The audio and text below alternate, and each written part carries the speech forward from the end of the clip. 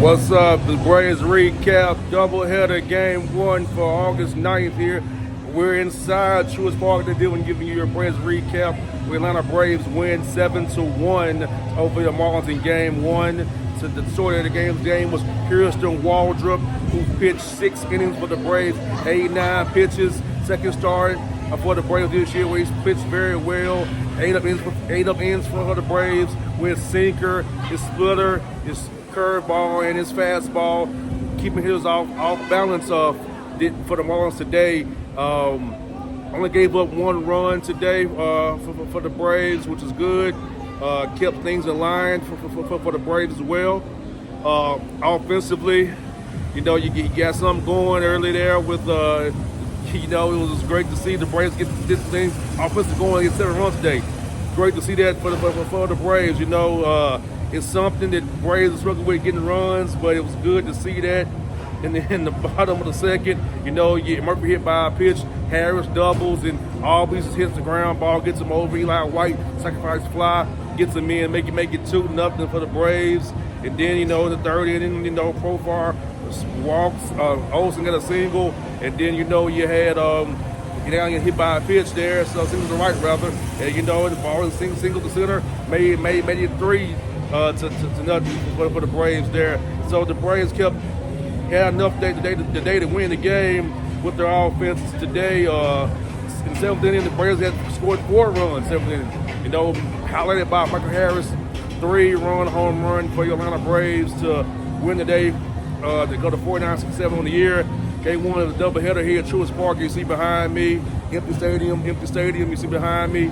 So yes, the Braves got the job done today. But Hurston Waldrep was the story of today's game, pitching very, very well, keeping the bullpen rested and not doing too much. He had 2 games today. Only pitched Chris Johnson 7 innings. He got a hold. Dylan Lee came in the game as well.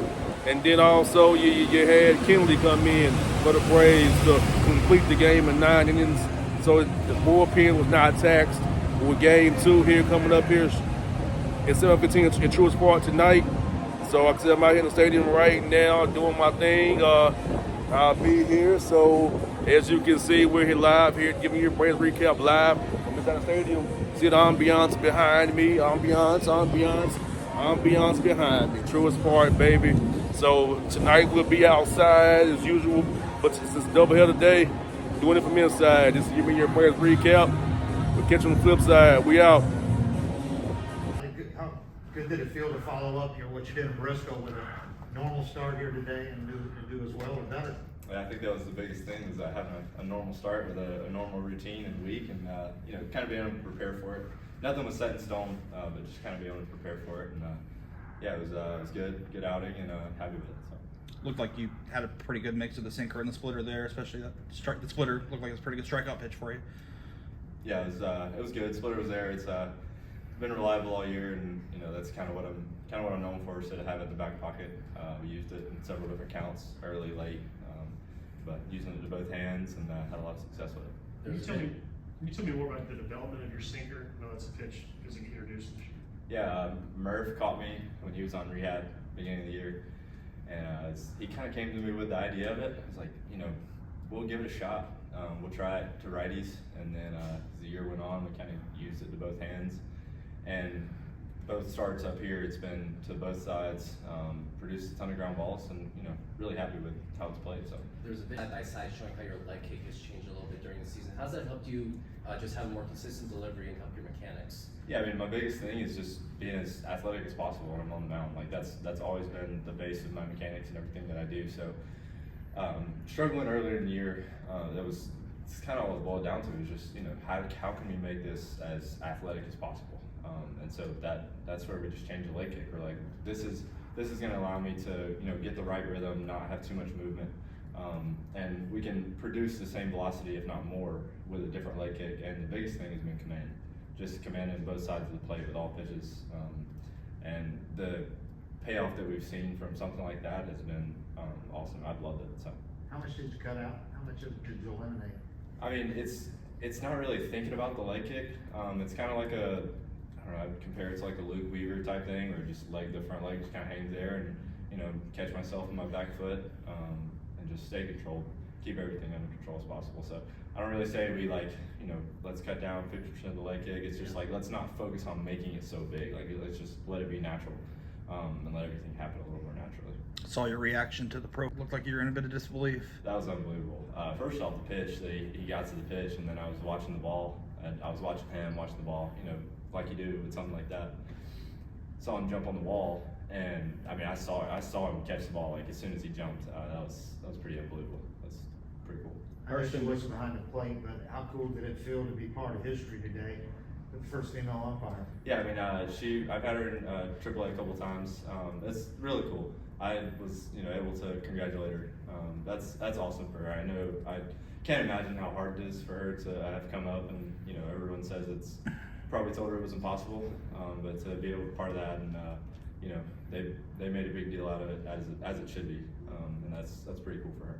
Hurston, these two starts versus the two you had last year, how different is it for you mentally from the standpoint of do you feel like you belong here when you're out there? Yeah, absolutely. I mean, you can say what you want. I felt like I belonged here last year. I feel like if they didn't want me here, they wouldn't put me up here. So the results are not always how the game should. It's not always a determination of who should be here and who shouldn't. So we had the injury, and things happen. This game filters out who it needs here and who it doesn't. So having these two starts here this year, but just really everything that I've worked for this year is a completely different mindset, and but it's one of where I know what I need to do. I know it has to happen. I understand how the business works, how baseball works. So it's not really like it didn't scare me. I wasn't afraid of the failure that I experienced, but it just allowed me a chance to grow and to go in the office every day, do what I needed to do, and just prepare. Can you expand on that conversation that went into creating that pitch afterwards? Yeah, we were in the video room after. It was the day after the start. He called me in. He's like, "Hey man, let's go over the start a little bit. Let's look over some things." He noticed some things in my four seam. He's like, "Hey, I think it'd be really easy for you to throw a sinker right here." And I agreed. I threw in the bullpen 2 days later or whatever it was. He was still there on rehab, and I was supposed to throw it to him again that week, but it didn't happen. But it was a lot of video, a lot of comparing myself to other guys who are in the who have the same arsenal, and how it would play and work with both hands. But he was really helpful in the process, and kind of opened some doors for me to be able to go and do that, and know that from what he was seeing, that it would play really well. So. Knowing the struggles that the starting rotation has had this year, especially injuries, what does it mean to come in and deliver the way you've had so far? I mean, it's my job. That's what I have to do. I'm here in whatever form or fashion that they need me. So that's been my goal from day one, is to, if they say, "Hey, go right now," that's what I have to do. And that's just how the season's played out. So it's very unfortunate for those guys, and they, I see it behind the scenes. They work very, very hard, and a lot of those guys are very earning of their positions, and for me to be here and to fill that spot, that's what I worked for, and you can't ever not be prepared for it. So just happy to be here, but really just doing what I have to do. All right, thanks, Hurston. That went into creating that pitch afterwards? Yeah, we were in the video room after. It was the day after the start. He called me in. He's like, "Hey man, let's go over the start a little bit. Let's look over some things." He noticed some things in my four seam. He's like, "Hey, I think it'd be really easy for you to throw a sinker right here." And I agreed. I threw in the bullpen 2 days later or whatever it was. He was still there on rehab, and I was supposed to throw it to him again that week, but it didn't happen. But it was a lot of video, a lot of comparing myself to other guys who are in the who have the same arsenal, and how it would play and work with both hands. But he was really helpful in the process, and kind of opened some doors for me to be able to go and do that, and know that from what he was seeing, that it would play really well. So. Knowing the struggles that the starting rotation has had this year, especially injuries, what does it mean to come in and deliver the way you've had so far? I mean, it's my job. That's what I have to do. I'm here in whatever form or fashion that they need me. So that's been my goal from day one, is to, you know, if they say, hey, go right now, you know, that's what I have to do. And that's just how the season's played out. So it's very unfortunate for those guys, and they, you know, I see it behind the scenes. They work very, very hard. And, you know, a lot of those guys are very earning their positions. And, you know, for me to be here and to fill that spot, that's what I worked for. And, you know, you can't ever not be prepared for it. So, you know, just happy to be here, but really just doing what I have to do. All right. Thanks, Hurston. Pitched his way into the rotation here after today. Well, I mean, he's not the 27th man, so I'd probably say so. Was that as impressive or even more so maybe than last week? or- Yeah. Well, now I'll be honest with you that what he went through to get to Bristol, you know, getting up at 4 in the morning, and that was pretty impressive too. But that was really good right there. Holy cow! You know, I just love to see the progression of young guys, and the changes that he's made, and you know, he's adjusted, and he's pitching. You mentioned his increased confidence this time around. How have you seen that in him? It always happens when they come up here and you send them back. They're always better the next time. They always are. And most guys have to do that. The majority of them do, and you know, and everything's not so new to them. They've experienced it, and they come back, and you know, it's a totally different animal than it was the first time through. And the stuff, the pitches that are working, do you realize like this is why he was a first round pick? You know. Well, you know, his first round pick, he had arm strength and an out pitch with the split, but now he's pitching. He's I think mixing, you know, the curveball, the split's still a really good pitch for him. The sinker, instead of, you know, he's not having to pitch it 98 to be effective, and his command's a lot better. There a lot of really good stuff to like.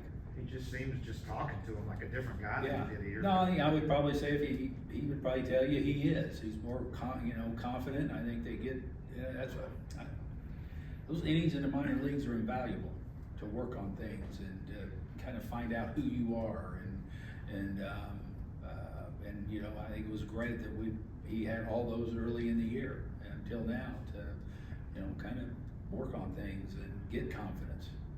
I was the one that kind of pushed him on the sinker and, you know, having him try that out. I'm curious, just when it comes to the development of a pitcher, how instrumental can a catcher be? Oh, Veteran catcher? huge. That's why Sandy was so, you know, good down there with, you know, not only the pitching staff, but the catcher, the young, like Drake Baldwin. But it's, you know, and Murph's done a great job with him these first two. You know, he kind of hung with him and got his secondary stuff going his first start. And then, you know, I think Hurston had a lot of confidence in Murph catching him again today, and that's big. That catch by Truist so far, what can you tell us about that? Yeah, that was a great catch. I mean, how he just kind of marked that thing down, and honestly, when he hit it, I thought it was going to be in the upper deck, and you know, he stayed right with it. And I told him, it's like you're going to be watching that on TV for 24 hours till we play another game. So it's a great catch. We've seen Michael Harris. Once he gets to a point where he gets everything together, how good can he be? Oh, he's as talented a kid as I've ever been around. You know, both sides of the ball. I mean, just the natural ability and strength, and you know, the feel, the knack for playing the outfield, his arm, the whole thing. I mean, he can be as good as he'll let himself be. Drake Baldwin's another good day at the plate. Seems like once he gets going, he doesn't stop. Well, I mean, he's a really, really good hitter. I think there's another guy that's had a lot of confidence in himself and understands that he can play here. He's a really good player in this league, and as he amasses at bats and experience, he's just going to get better. Snit, did the fact that we didn't notice the umpire at first, does that mean it was a good day for Yeah, him? I always. I mean, she did a good job. You know, Todd tells she's knows her, you know, what she's doing, and so yeah, it's kind of like a catcher. If you leave the ballpark and you don't remember who the catcher is, he's probably did a really good job. Yeah. To see that happen, I apologize if it doesn't act before the game, but to see that happen, to see this history happen, and you've been in the game for a while, like Yeah. what Well, does that anytime mean? anybody grinds their way through the minor league, which isn't, I don't care who it is, you hang around, that's a tough job. And, you know, talking to umpires over my years and, you know, their travel and what they go through and everything, I'm happy for anybody that sticks it out and grinds through a career like that and gets the opportunity to be where they want to be. So good for her.